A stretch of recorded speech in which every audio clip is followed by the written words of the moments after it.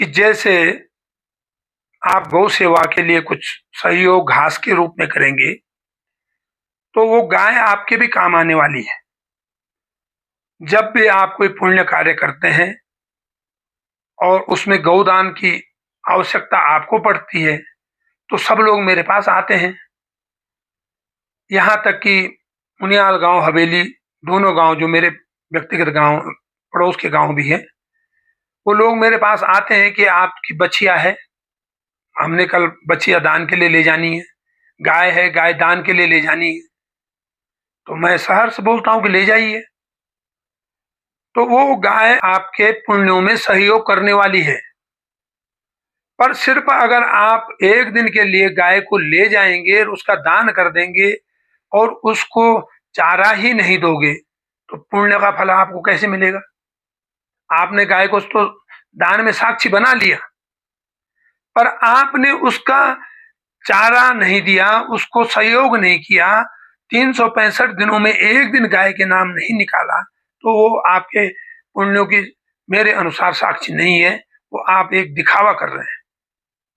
अगर आप वास्तव में पुण्यों का साक्षी गाय को बनाते हैं, तो एक दिन, साल का एक दिन अवश्य गाय के नाम निकालें और उस गाय को एक दिन का, आपकी जितनी मेहनत है, कोई 10 पुली काट सके, तो कोई 20 पुली काट सके, कोई 4 पुली काट सके, जितनी जिसकी एक दिन की क्षमता है, उस दिन वो जरूर गाय के लिए रखे और पुण्य का लाभ उठाए। नमस्कार। नमो गौभ्य श्रीमतीभ्य सौरभे इभ्य च। नमो ब्रह्मसुताभ्यश्च पवित्राभ्यो नमो नमः।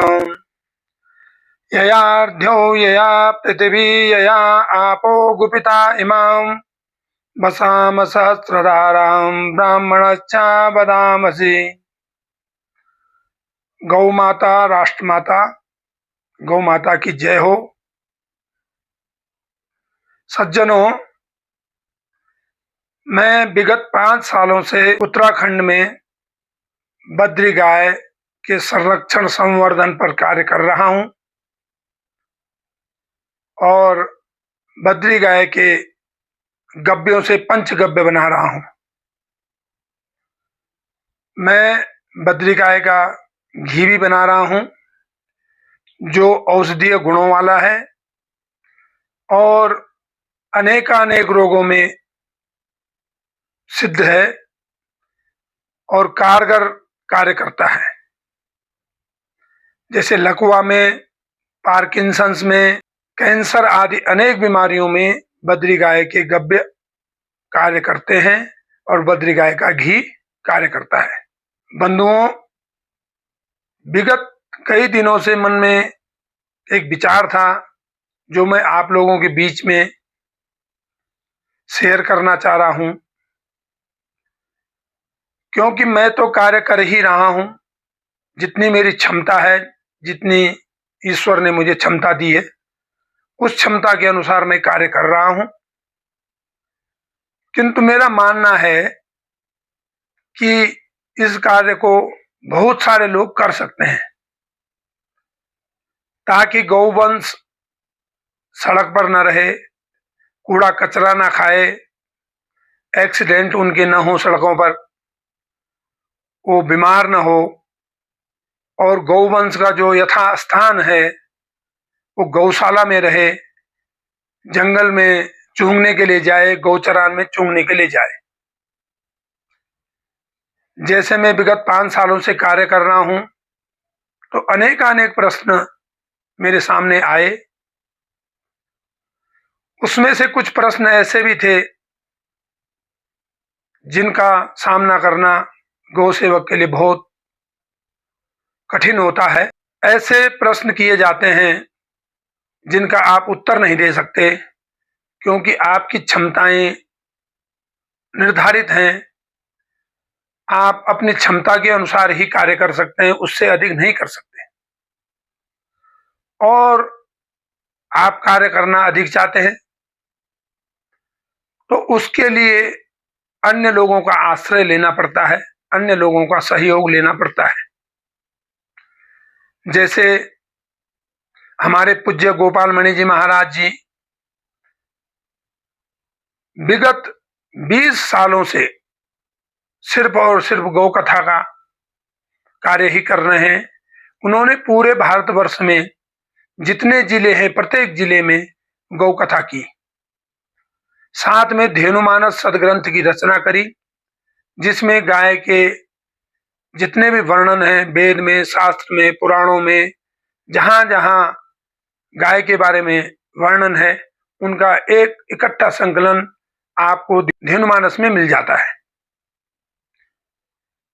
किंतु इतना जागरण होने के बावजूद भी गाय आज भी सड़कों पर ही है। गौवंश की जहां जाओ वहां दुर्दशा हो रही है। अनेक आंदोलन देश में लोग कर रहे हैं। अनेक संत महात्मा साधु सज्जन पुरुष, कुछ वाणिज्यिक घराने, जिनकी जो क्षमता है वो गाय के लिए कार्य कर रहे हैं, किंतु फिर भी गौवंश दुर्दशा में है। कारण अनेक हैं।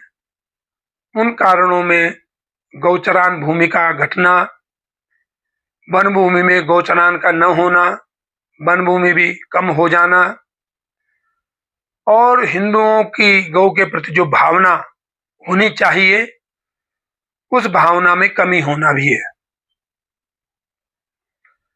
बहुत सारे ऐसे गौ भक्त भी हैं जो प्राणों की बाजी लगाकर गौ हत्यारों से गाय को बचाते हैं, और बहुत ऐसे लोग भी हैं जो गौवंश को पहले तो पालते हैं, उसका दूध प्रयोग में लाते हैं, बैलों से खेती करते हैं, किंतु जब गाय बैल योग्य नहीं रहते हैं, वो दूध देने योग्य नहीं रहते हैं, बैल हल चलाने योग्य नहीं रहते हैं, तो उनको सड़कों पर छोड़ देते हैं।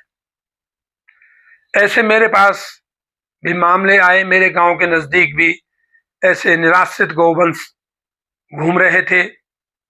लोगों ने मुझे रिक्वेस्ट करी, पर क्योंकि पहाड़ में गौशाला की एक क्षमता होती है, खुले में हम गाय को पहाड़ में रख नहीं सकते, बंद गौशाला होनी आवश्यक है, क्योंकि खुली गौशाला में बाघ जंगली जानवर अटैक कर देते हैं, वो घर में ही गाय को हानि पहुंचा देते हैं। तो उसे घर लाओ या जंगल में रहे, वो बराबरी के बराबर है।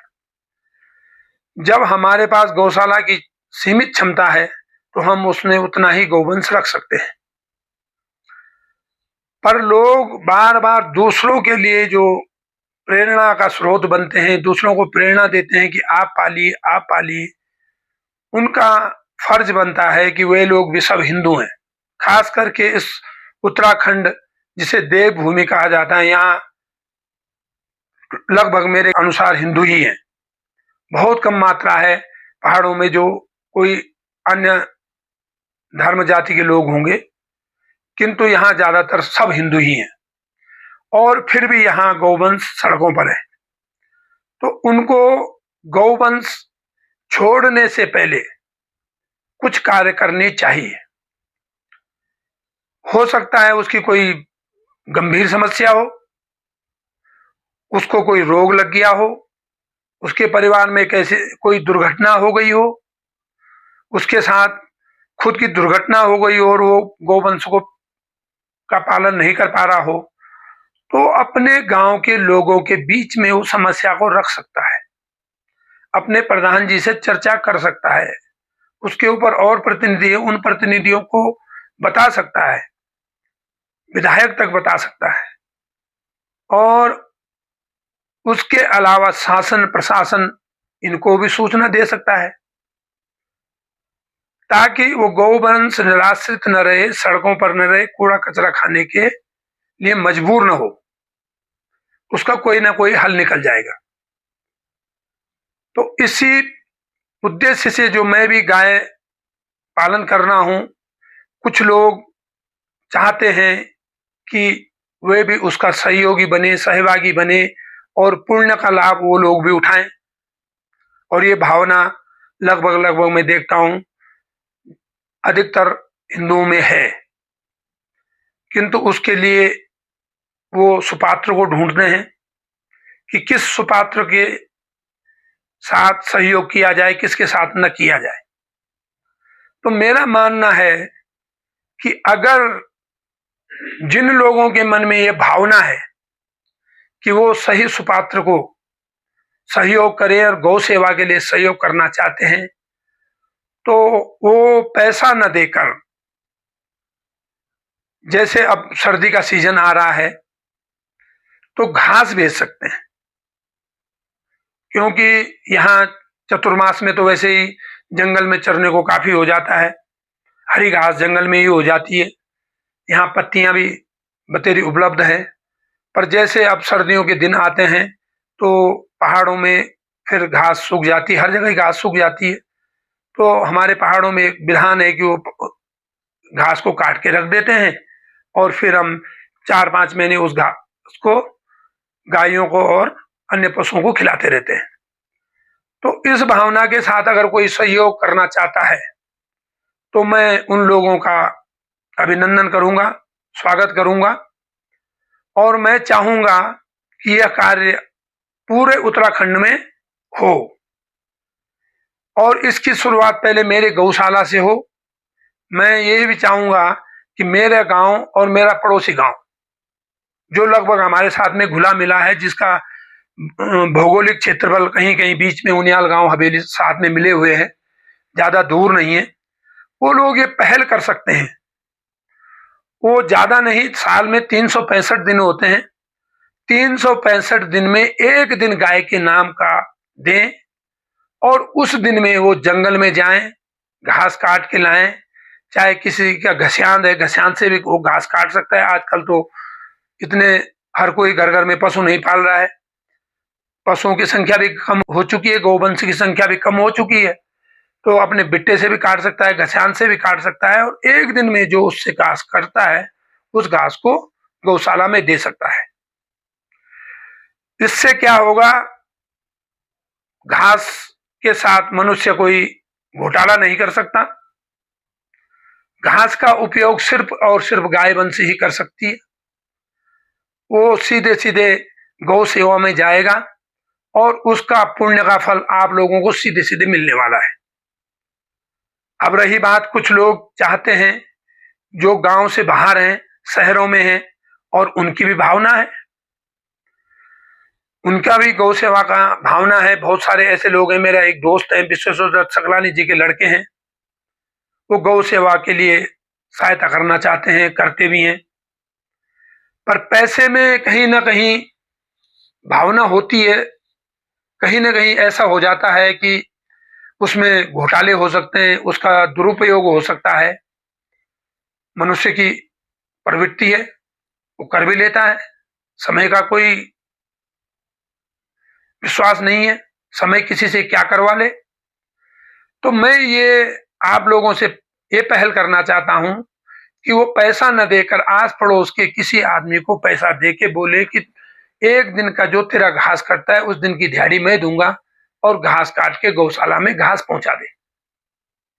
मेरे आस पड़ोस के कुछ लोग ऐसा कर भी रहे हैं, उनकी जो घास होती है थोड़ा बहुत वो मेरे गौशाला में भेजते हैं।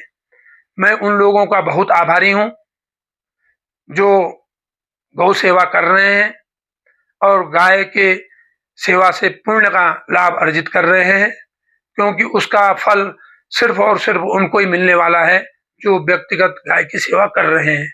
उसमें मेरा कुछ भी, कहीं भी किसी प्रकार का अपना व्यक्तिगत कोई भाव नहीं है, वो सीधा उनका अपना भाव है और वो सीधा पुण्य का फल गाय से उनको मिलने वाला है।